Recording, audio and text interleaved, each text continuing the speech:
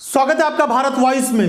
दो बड़े नेताओं को लेकर आजकल खूब चर्चा चल रही है। सोशल मीडिया पर तो बड़ी बहस हो रही है कि क्या गुलाम नबी आजाद और ज्योतिरादित्य सिंधिया दोनों कांग्रेस पार्टी में वापिस हो जाएंगे।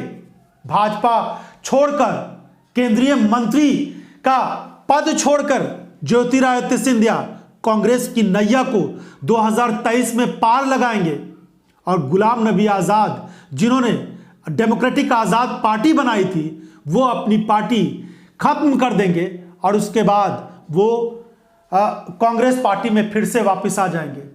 दरअसल ज्योतिरादित्य सिंधिया की जो भाजपा से अंदर खाने नाराजगी चल रही है वो सब जानते हैं।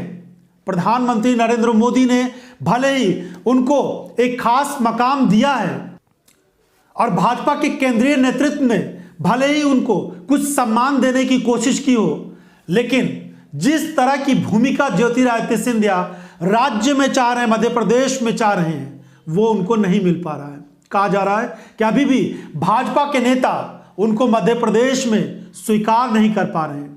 शिवराज सिंह चौहान के सामने ज्योतिरादित्य सिंधिया एक बड़ी चुनौती लेकर सामने आ रहे हैं।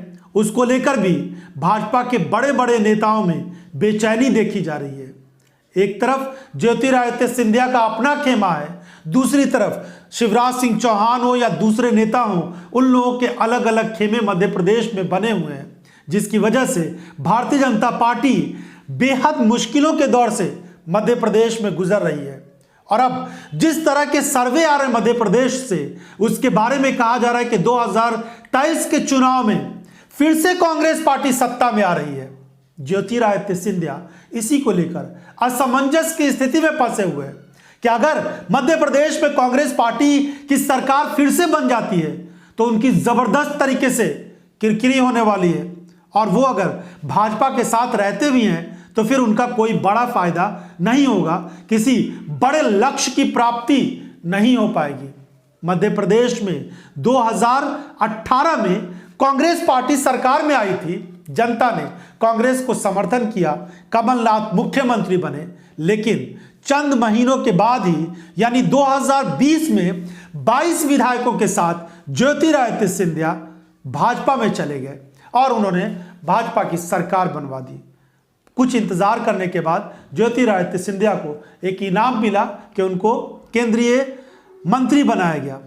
ऐसी स्थिति में एक बार फिर से ये सवाल उठ रहे हैं कि क्या ज्योतिरादित्य सिंधिया नागरिक उड्डयन मंत्रालय लेकर संतुष्ट हैं और क्या उनको जिस तरह के हालात और चुनौतियों का सामना मध्य प्रदेश में करना पड़ रहा है उससे उनके हालात कुछ ठीक हो पाएंगे, क्योंकि जिस तरह की चुनौतियां भाजपा के नेता ज्योतिरादित्य सिंधिया के सामने लेकर आए हैं उससे कुछ बेहतर होने की उम्मीद बहुत कम नजर आ रही है।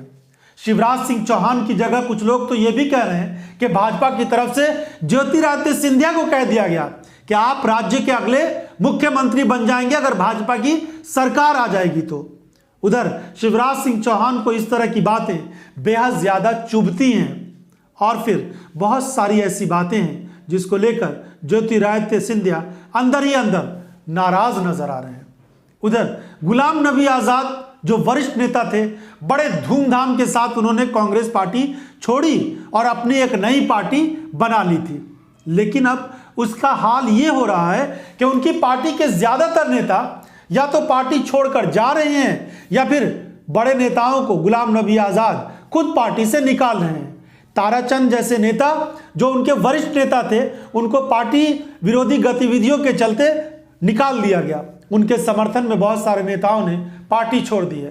कहा जा रहा है कि चुनाव के पहले भाजपा के साथ जो गुलाम नबी आजाद की पार्टी है, डेमोक्रेटिक आजाद पार्टी, उसका अलायंस नहीं हो पा रहा है, जिसकी वजह से बहुत सारे लोगों को जो उनकी पार्टी से जुड़े थे उनको उम्मीद थी कि भाजपा के साथ अगर गठबंधन हो जाएगा तो इनका बड़ा फायदा हो जाएगा। उन लोगों को अब लग रहा है कि या तो ये नेशनल कॉन्फ्रेंस या पीडीपी का जो गठबंधन होगा उसको ज्यादा सीटें आएंगी या फिर भाजपा दूसरी तरफ है तो उसको सीटें आ सकती है। गुलाम नबी आजाद की राजनीतिक पार्टी का कोई भविष्य वहां के लोगों को नजर नहीं आ रहा है।